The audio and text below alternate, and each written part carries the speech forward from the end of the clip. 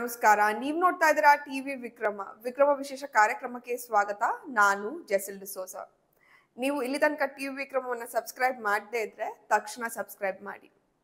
ಮಹಾರಾಷ್ಟ್ರದ ರಾಜಕೀಯ ಕಳೆದ 7-8 ವರ್ಷಗಳಿಂದ ತುಂಬಾ ಇಂಟ್ರೆಸ್ಟಿಂಗ್ ಆಗಿದೆ. ಏನೋ ಅಲ್ಲಿ ಸ್ಮೂತ್ ಆಗಿ ನಡೀತಾ ಇದೆ, ಎಲ್ಲ ಸರಿದೆ ಅಂತ ಅನ್ಕೊಂಡ್ವಾಗ್ಲೇ ಏನಾದ್ರೂ ನಡ್ ಬಿಡುತ್ತೆ. ಈಗ ಮತ್ತೆ ಹಂಗೆ ಆಗಿದೆ ನೋಡಿ. ಭರ್ಜರಿ ಮೆಜಾರಿಟಿಯಲ್ಲಿ ಅಧಿಕಾರ ಶುರು ಮಾಡಿದ್ರು.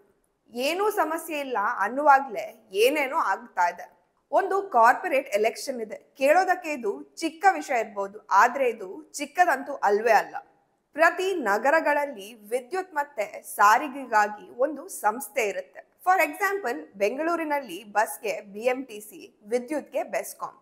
ಅದೇ ರೀತಿ ಮುಂಬೈಯಲ್ಲಿ ಒಂದು ಸಂಸ್ಥೆ ಇದೆ, ಅದರ ಹೆಸರು ಬೆಸ್ಟ್. ಇದರ ಚುನಾವಣೆ ರೀಸೆಂಟ್ ಆಗಿ ಆಯ್ತು. ಅದರಲ್ಲಿ ಉದ್ಧವ್ ಠಾಕ್ರೆ ಮತ್ತೆ ರಾಜ್ ಠಾಕ್ರೆ ಸೇರ್ಕೊಂಡು ತಮ್ಮದೇ ಒಂದು ಸಮಿತಿಯನ್ನ ಕಣಕ್ಕಿಳಿಸಿದ್ರು. 21 ಸೀಟ್ಗಳ ಚುನಾವಣೆ ನಡೀತಾ ಇತ್ತು. ಅದರಲ್ಲಿ ಅವರಿಗೆ ಸಿಕ್ಕಿರುವ ಸೀಟ್ಗಳ ಸಂಖ್ಯೆ 0. ಎಂತ ಅವಸ್ಥೆ ನೋಡಿ. ಕಳೆದ 9 ವರ್ಷಗಳಿಂದ ಬೆಸ್ಟ್ ಸಂಸ್ಥೆ ಅವರದ್ದೇ ವಶದಲ್ಲಿತ್ತು. ಯಾವಾಗ್ಲೂ 18ರಿಂದ 20 ಸೀಟ್ ಬರ್ತಾ ಇತ್ತು. ಆದ್ರೆ ಈ ಸಲ 0. ಅದಲ್ಲದೆ ಈ ಸಲ BMC ಎಲೆಕ್ಷನ್ಗೆ ರಾಜ್ ಠಾಕ್ರೆ ಮತ್ತು ಉದ್ಧವ್ ಠಾಕ್ರೆ ಜೊತೆಯಾಗಿದ್ರು. ಹಿಂದಿ ಮತ್ತು ಮರಾಠಿ ಭಾಷೆ ವಿವಾದವನ್ನ ಸೃಷ್ಟಿ ಮಾಡಿದ್ರು. ಇದರಿಂದ ಒಂದಷ್ಟು ಸ್ಥಾನಗಳು ಗೆಲ್ಬಹುದು ಅನ್ನುವ ಲೆಕ್ಕಾಚಾರ ಇತ್ತು. ಆದ್ರೆ ಯಾವುದು ವರ್ಕೌಟ್ ಆಗ್ಲೇ ಇಲ್ಲ. ಪಾಪ ಠಾಕ್ರೆ ಅಂತ ಹೆಸರು ಇಟ್ಕೊಂಡು ತುಂಬಾ ಆಟಿಟ್ಯೂಡ್ ನಲ್ಲಿ ಇದ್ದ ಸಹೋದರರು ಠಾಕ್ರೆ ಹೆಸರಿನ ಮಾನ ಮರ್ಯಾದೆ ತೆಗೆದ್ಬಿಟ್ರು. ಹಾಗಂತ ಈ ಸಲ ವಿಧಾನಸಭಾ ಚುನಾವಣೆಯಲ್ಲಿ ಭಯಂಕರ ಗೆಲುವು ದಾಖಲಿಸಿದ ಬಿಜೆಪಿ ಕೂಡ ಅಂತಹ ದಾಖಲೆ ಮಾಡಿಲ್ಲ. 21 ಸೀಟ್ಗಳಲ್ಲಿ NDA ಗೆದ್ದಿದ್ದು 7 ಸೀಟ್. ಹಾಗಾದ್ರೆ ಫಡ್ನವೀಸ್ ಅವರು ಏನ್ ಮಾಡ್ತಾ ಇದ್ರು? ಇನ್ನೊಂದು ಪ್ಯಾನೆಲ್ ಕೂಡ ಇತ್ತು, ಶಶಾಂಕ್ ರಾವ್ ಅವರದ್ದು. ಶಶಾಂಕ್ ರಾವ್ ಅವರ ತಂದೆ ಜಾರ್ಜ್ ಫೆರ್ನಾಂಡಿಸ್ ಅವರ ಜೊತೆ ರಾಜಕೀಯದಲ್ಲಿ ಇದ್ದವರು. ಇವರನ್ನ ಅವಾಗಿನ ಕಾಲದಲ್ಲಿ ರೈತರ ದೊಡ್ಡ ನಾಯಕ ಅಂತ ಹೇಳ್ತಿದ್ರು.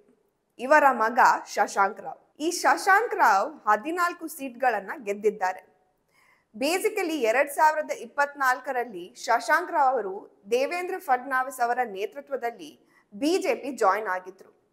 ಒಂದು ರೀತಿಯಲ್ಲಿ ಅವರು ಬಿಜೆಪಿ ಅವರೇ. ಚುನಾವಣೆಯಲ್ಲಿ ಶಶಾಂಕ್ ರಾವ್ ಮತ್ತು ಫಡ್ನವೀಸ್ ಅವರ ಮಿತ್ರತ್ವದಿಂದ ಠಾಕ್ರೆ ಬ್ರದರ್ಸ್ ಅನ್ನ 0ಗೆ ತಂದು ನಿಲ್ಸಿದ್ರು. ಇದರ ಅವಶ್ಯಕತೆ ತುಂಬಾ ಇತ್ತು ಬಿಡಿ. ಇವರು ಸೋತಿದ್ದು ಒಳ್ಳೇದೇ ಆಯ್ತು.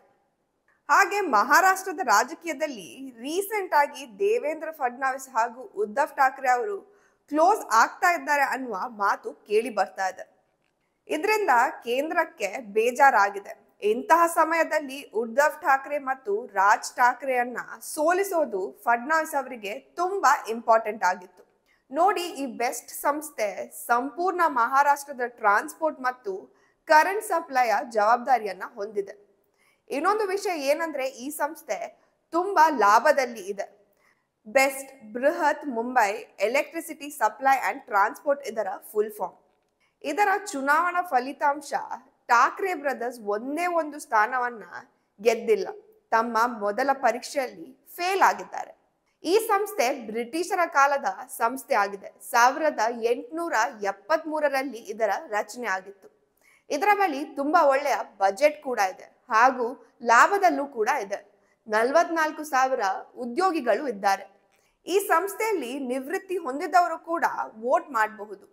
BMC ಚುನಾವಣೆ ಮುನ್ನ ಇದನ್ನ ಟೆಸ್ಟ್ ಮ್ಯಾಚ್ ಅಂತ ಕೂಡ ಕರೀತಾ ಇದ್ರು. ಈಗ ಯೋಚನೆ ಮಾಡಿ, ಉದ್ಧವ್ ಠಾಕ್ರೆ ರಾಜ್ ಠಾಕ್ರೆ ಮರಾಠಿ ಭಾಷೆ ವಿವಾದ ಮಾಡ್ತಾರೆ, ಹಿಂದಿ ಭಾಷೆ ಅವರಿಗೆ ಹೊಡಿತಾರೆ, 0 ಸೀಟ್ ಬರುತ್ತೆ.